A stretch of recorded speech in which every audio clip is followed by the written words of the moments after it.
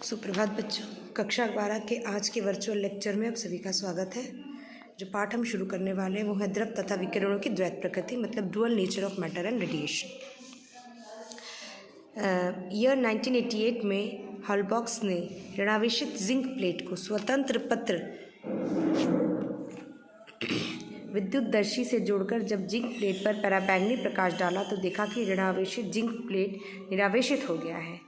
जब अनावेशित zinc plate पर पराबैंगनी प्रकाश डाला तो पाया कि अनावेशित जिंक प्लेट धनावेशित हो गया है और पराबैंगनी प्रकाश डालने पर जिंक की प्लेट पर धन आवेश एकत्र हो गया है।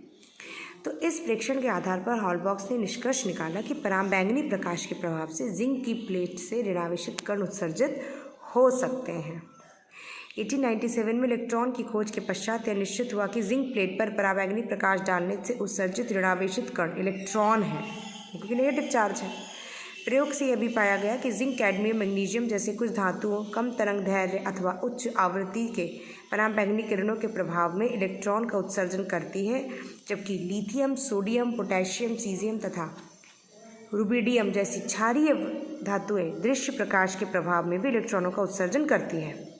प्रकाश के प्रभाव में उत्सर्जित इलेक्ट्रॉनों को प्रकाश इलेक्ट्रॉन कहा गया तथा इस घटना को प्रकाश विद्युत प्रभाव मतलब फोटो इलेक्ट्रिक इफेक्ट कहा गया। प्रकाश विद्युत प्रभाव की व्याख्या जो है वो प्रकाश के तरंग सिद्धांत द्वारा नहीं की जा सकती। इसकी व्याख्या प्लांक के व्यक्तीकरण, विवर्तीकरण, ध्रुवण आदि की व्याख्या क्वांटम सिद्धांत से इसकी व्याख्या प्लांक के क्वांटम सिद्धांत से की जा सकती है। प्लांक के सिद्धांत से विकिरण मतलब जो रेडिएशन है उसको कण प्रकृति माना गया है, किंतु व्यतिकरण, विवर्तन, ध्रुवण आदि की व्याख्या विकिरण के कणिका सिद्धांत द्वारा नहीं की जा सकती। इसकी व्याख्या विकिरण के तरंग प्रकृति मतलब वेव नेचर द्वारा ही किया जा सकता है।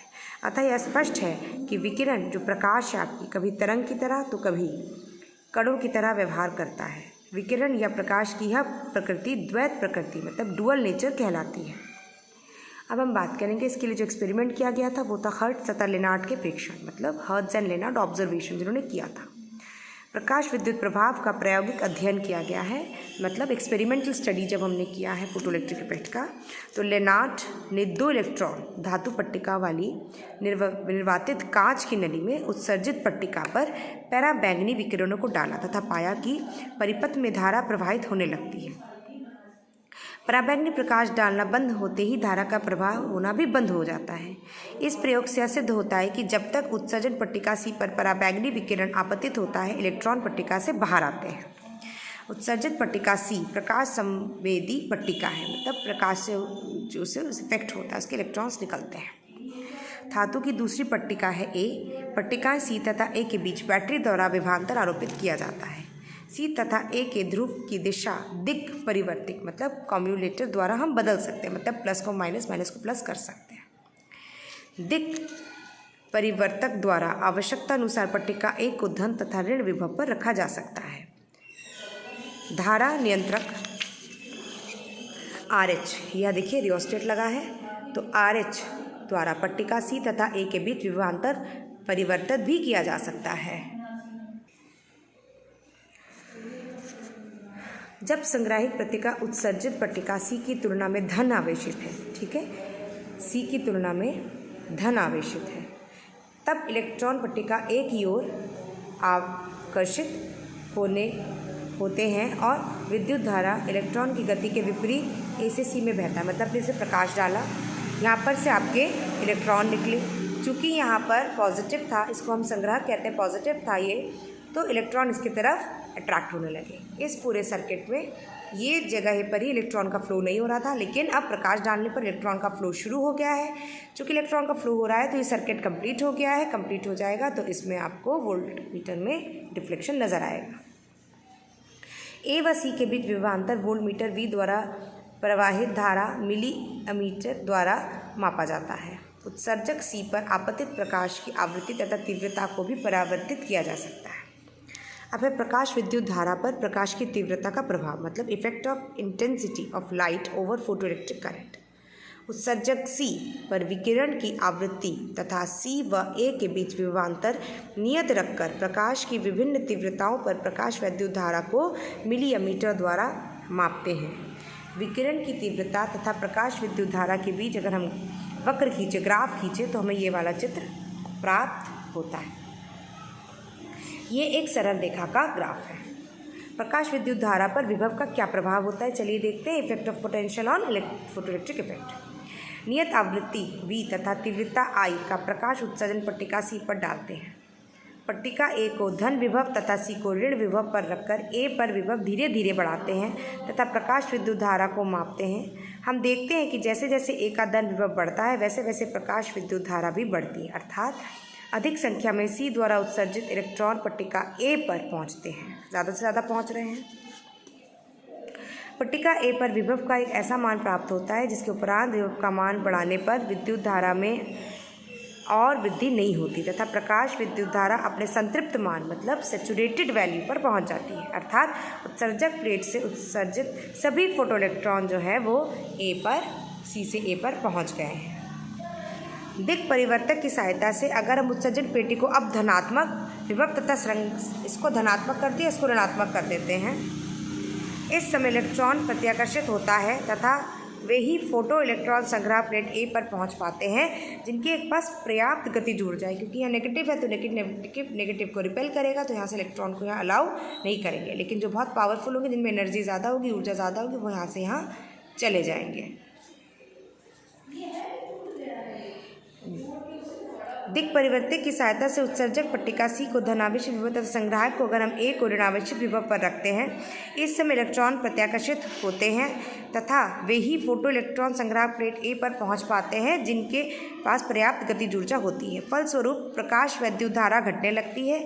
A पर ऋणात्मक विभव बढ़ने पर ऐसी स्थिति आती है जब अधिकतम ऊर्जा का फोटो इलेक्ट्रॉन भी संग्राहक प्लेट A पर नहीं पहुँच पाते, जिसके कारण प्रकाश विद्युत धारा शून्य हो जाती है। उत्सर्जक C को दिया गया वह न्यूनतम ऋण विभव जिस पर प्रकाश विद्युत धारा शून्य होगी, क्योंकि कोई भी इलेक्ट्रॉन उस पार नहीं पहुंच पा रहा है, अंतक या कट ऑफ अथवा निरोधी विभव या स्टॉपिंग पोटेंशियल कहलाता है। निरोधी विभव को Vs से प्रदर्शित किया जाता है। दिए गए आवृत्ति म्यू पर उत्सर्जित फोटो इलेक्ट्रॉन की अधिकतम गतिज ऊर्जा Kmax कितनी होती है, EV नीचे S।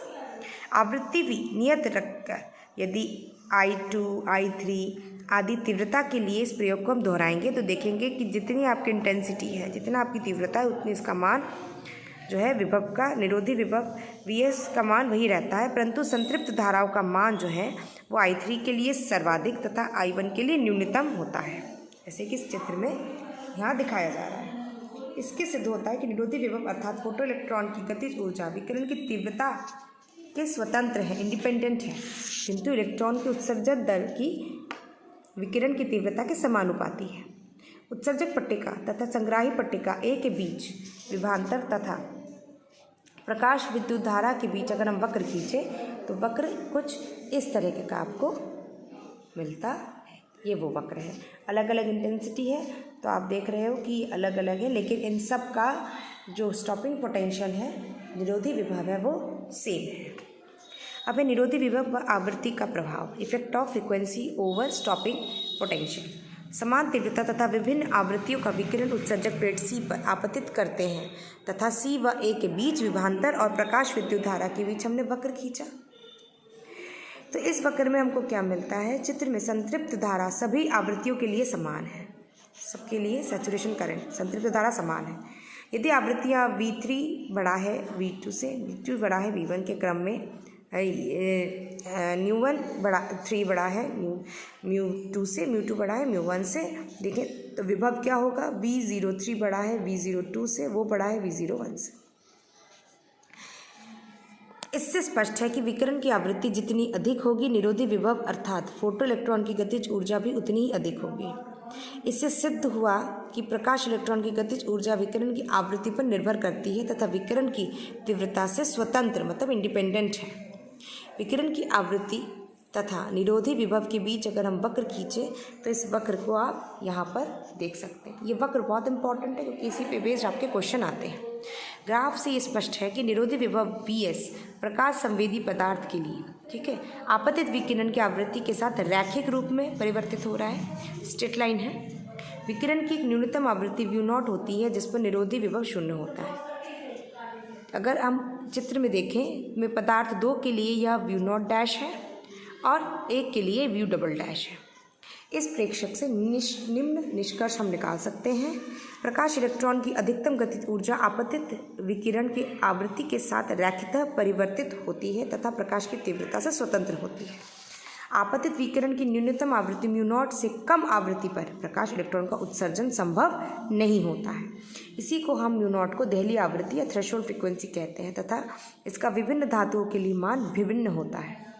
यदि आपतित विकिरण की आवृत्ति देहली आवृत्ति से अधिक हो तो बिना काल पाश्चात टाइम लैग के, मतलब बिना टाइम नुकसान के एकदम तुरंत ही तत्काल फोटो इलेक्ट्रॉन का उत्सर्जन प्रारंभ हो जाता है। 10⁻⁹ सेकेंड या इससे कम समय में फोटो इलेक्ट्रॉन का उत्सर्जन प्रारंभ हो जाता है।